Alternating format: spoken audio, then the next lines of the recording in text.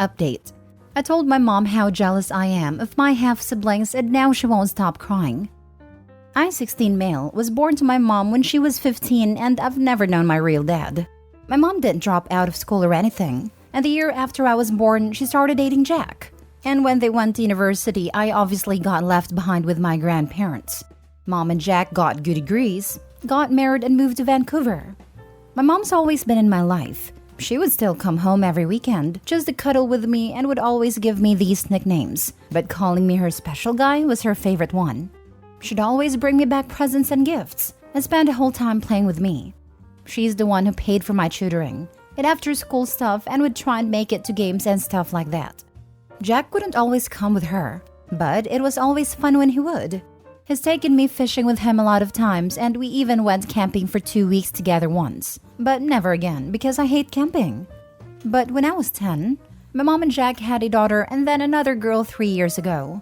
I don't really know them, especially because my mom stopped coming over as much after they were born. We don't cuddle anymore. We did on my birthday, but that's it. No more cute nicknames for me except for special guy. It's like they all got transferred to her daughters. No more gifts, and the worst part is, she doesn't come to my games anymore. It was okay with me before, because they still had a spare room in their house and I could go there when it's time for university. Yesterday, my mom FaceTimed and she had the big announcement that she was going to have another baby, and it was a boy. And now she'd have 2 special guys. I guess she saw how sour my face was, because she asked what's wrong. And I don't know, I just admitted how jealous I was that her daughters got her so much, and now her son was going to get her. There wouldn't even be space for me there when I had to go to university. And I guess what I said affected her because she started crying and wouldn't stop and had to hang up. My grandparents are mad that I made her upset and think I don't value them now or something. Jack phoned me and he's mad because my mom thinks it's a mistake now to have another kid. And also mad at me, and he was like, why would I ever think they wouldn't have a room for me? I feel like I really messed up telling her that. And here I am at school writing about it on Reddit because I can't stop thinking about it. Now for the top comments before reading the update. I don't know why all the adults in your life are blaming you, a child, for your very valid feelings about this. They should be trying to make you feel more comfortable and included, rather than try to smother your genuine feelings. Your mom feels bad because she should. She's in her 30s now. There's no reason why she can't be around you anymore. There's no reason Opie shouldn't be living with his mother. If she's supporting her own family and having kids, the grandparents' time of raising Opie should be over now. I question why Opie's mom doesn't have him living with her. I was surprised when mom finished college, she didn't move her son into her home. No wonder he feels neglected. I feel like Jack played a big role in why he's not living with them. It's horrible when new partners don't accept children from previous relationships and treat them with love and respect. I understand that the children must also treat the new partner with love and respect. But adults are adults. Children are children. Some adults don't have maturity and so many stepchildren feel unloved. Why couldn't you move back once she graduated and started another family? She can't have her cake and eat it too. Unless the grandparents formally adopted him, then he is still her child. She passed the buck completely and her parents enabled her. Not helped. They enabled the abandonment. It baffles me how people can just leave kids and start completely new families. And now they've decided that he should have suffered in silence, so none of the adults are required to feel bad about what they've done. And now for the update. So I posted on Friday at school, and when I come home, my mom and Jack and their kids were already there talking to my grandparents. As soon as my mom saw me, she gave me such a big hug she actually lifted me up for a second. Which is weird because I'm taller than her now, and then wouldn't stop kissing me on the face and telling me she loves me. I said hi to everyone, and my grandparents had my mom take me into my room to talk to me alone. In my room, she told me she was sorry that I felt like she'd been paying me less attention, and that a new baby isn't going to replace me, and I'd always be her special guy.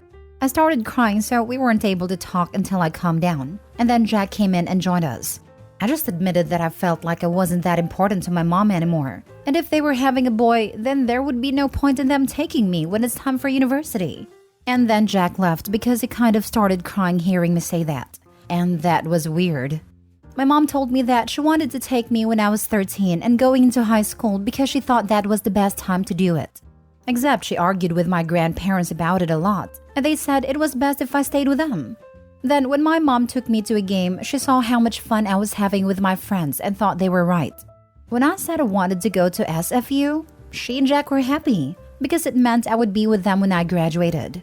When I asked about the spare room that was meant to be mine, she admitted that they hadn't thought about what would be the baby's room and would have to figure something out since they aren't giving up my room. My mom told me she'd come and take me every weekend because she said it was wrong that she started paying less attention to me but thought it was okay because I was independent and had my grandparents. She said that she wanted me to spend my breaks with them as well. I don't want to leave my high school, but my mom said I could do that for my grad year if I wanted to move in with them earlier. I did have a talk with Jack too, and he told me that he was glad I confessed everything and that his parents got mad at him for not telling me that when he called me. We did all have a fun weekend together, except my grandparents because they don't leave the house due to COVID. And I do want weekends to keep being like that. I don't know if I'm allowed to keep doing updates here, so this might be the only one. But hopefully this will help calm down everyone who keeps messaging this account for one. Seems like a lot of his grief could have been prevented if the adults had asked him if he wanted to remain with grandparents or go with mom, or even at least explain to him the reasoning behind him not going. Absolutely. I remember reading in the comments that their decision to keep him with his grandparents was supposedly fueled by a child psychologist recommending against removing him from the environment he was used to. But he was like 10 years old at that point. Shouldn't they have taken his opinion into consideration? Truly a sad situation for OP. I hope things turn out well for him. A psychologist told my parents to make me homeless when I was struggling as a teen. There are some bad ones out there. A psychologist told me a few weeks ago, during a first appointment by telephone where it was clear she was driving and not paying attention to me, that I couldn't have been diagnosed as being on the autism spectrum because I seemed fine to her, and I just needed to go out and meet people. Then she recommended I read a book on Freud and ended the session 20 minutes early. So yeah, some therapists are absolute joke.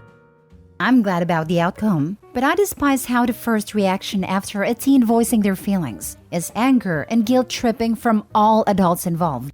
The kid is 16, voices how he feels and why, and stepdad gets mad, grandparents get mad and jealous. It's infuriating. Also, no one ever communicated with them. At least Opie learned that skill. I couldn't agree more. The poor kid was basically left alone to feel like he was the one who did something wrong, when all he did was voice his very valid feelings.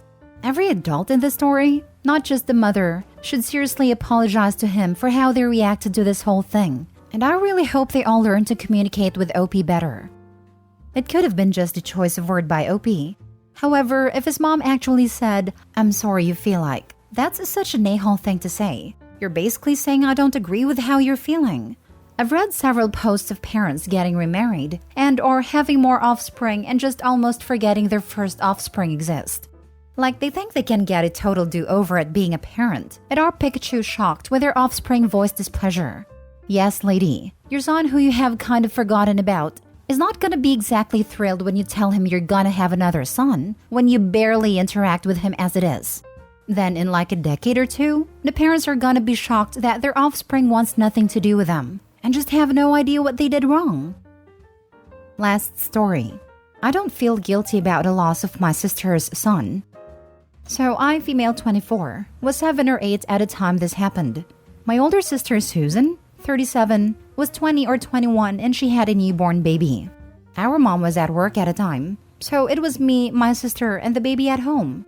We didn't have a dad, and all of our relatives live in another country, so we were at my sister's care. My sister was always someone who likes to go out with friends, to parties, and wasn't often home, until she was pregnant and had the baby. So, she only could go out and have fun when our mom had a day off. Our mom was always understandable of my sister, being that she was now a single mom too as the baby's father bailed out, and Susan missed her friends and her previous lifestyle, but was also angry sometimes because her day off was spent babysitting my sister's child, cleaning, and cooking. And with time, there were more and more arguments, since my sister only cleaned her room and only cooked for herself. Sometimes I tried to intervene, but my mom only sent me to my room. So this day, I remember I was watching the TV at a time, and Susan comes up to me and says that she's going out with her friend for only a couple of hours and that I had to take care of the baby. I never liked babies, and no one bothered to teach me how to care for one, only that they drink milk from a bottle and that they use diapers. I was a little shocked and scared, and said that she was supposed to take care of us, and I didn't know anything at all about babies. But my sister ignored me and told me to just take care of him. A little while later, the baby started crying, so I went to my sister's room and tried to figure out what he wanted, but started to freak out. I ran to the kitchen and tried to give him the bottle, but he didn't want it. I tried to give him toys, his blanket, and didn't want it. I tried everything I could think of at a time, but he only cried louder and louder, and I was getting more scared and ran to my room. I put on headphones and hid under the covers and hoped that either Susan or my mom would come home soon and fell asleep. When I woke up, my mom was already home and was calling Susan screaming, but she didn't get home yet. And there was an ambulance and I was really scared again because I understand nothing at a time. And my mom came up to me and hugged me and asked where Susan was, and I told her what happened. It was noon when my sister left, and early night when my mom came home, by the way. I could tell that she was angry but tried to not show it. She asked if I knew where she was, but I didn't. And I asked her what happened and she just told me not to worry, that everything was going to be okay. Later that night, my sister came home and our mom lost it and screamed at her. And Susan screamed back, and so on. I couldn't handle all the screaming, so I was going to my room, but at that moment I heard my sister and felt her grabbing my arm until it hurt. I got scared and started crying, and my sister was screaming at me too. I don't remember most of what she said, but I remember bits like, "It was your fault," and "You're a little monster," until my mom made her free me and I ran to my room and locked the door. The days later after that, Susan was cold and ignored me. She was either in her room or out, but when she was home, I was afraid of being left alone with her. So I began locking my bedroom door often until my mom was home. Things worsened when Susan came home smelling of alcohol and screaming at me to open my door sometimes. I never did because, again, I was terrified, and my mom had enough and kicked her out. A few months later, my mom got therapy for her and me separately. My mom never told me anything then about what happened, and I never saw my sister again until I was about 17. I used to ask my mom how she was, and she just told me that she was doing good. When I saw her again when she came home to visit, and I was a little bit in shock and on edge. I was glad to see her, of course, but also weirded out because I remembered how she treated me when I was younger. It was my mom's day off, so we were all in the kitchen talking about normal stuff like work, grades, relatives, etc. Until my sister out of the blue says that she thinks she deserves an apology. I was confused and didn't know if she was referring to me or mom. And Susan looks at me and says that I have to apologize to her for what happened. I asked what she was talking about, and my mom told my sister to get out. But Susan started to raise her voice and tell me to say sorry for what I did to her baby and that it was my fault that he died. My mom dragged her to the door and closed it when Susan was out while I was still shocked and didn't know what to do or say. After that, my mom explained very briefly what happened and that they talked about reuniting us because Susan felt ready to see me again and wanted to make peace, but didn't expect that to happen. For the full story, she waited until I was 18 to tell me. So what happened was, while I was sleeping in my room, somehow the baby suffocated. My sister blames me for what happened because she left me in charge of him. My mom found him and called the ambulance, but it was too late. Blamed my sister for being irresponsible and leaving not only her little sister, but her own child as well, just to go partying. For a while, I was still processing the info. But in the end, I understand that I was just a kid and didn't have any idea on how to do anything for a baby. And when I got overstimulated and stressed, I panicked and hid where I felt safe. However, my sister has been trying to contact me recently. She says it's because, like she told my mom, wants to reconnect and resolve this. I was on the fence about it because of the past experiences, so I talked about this to my mom and my therapist before doing anything. I relented at the end to meet with her, but only in a public place to make sure she doesn't do anything crazy. We went to a cafe, and again, like the previous time, everything was normal at the beginning. But after a bit of a small talk, my sister told me it was time that I apologize. I began to leave and pay for my part, then I told her that there was nothing for me to apologize for. She tried to follow me telling me awful stuff, Again, that it was my fault and I'm a murderer and hoped I never have children, and raised her voice more once we were outside. I ended up telling her that I couldn't care anymore about her or her baby, that she was the irresponsible adult who left 2 children at home by themselves, and I didn't feel guilty about it because I knew it wasn't my fault her son died, that I only feel absolute apathy towards her, and to never contact me again. I then left as fast as I could because I couldn't stand being near her while she was screaming and crying. I admit I did feel bad about her and her baby before, but after this meeting, I had enough of her crap, and her blaming a confused and scared child for the death of her son.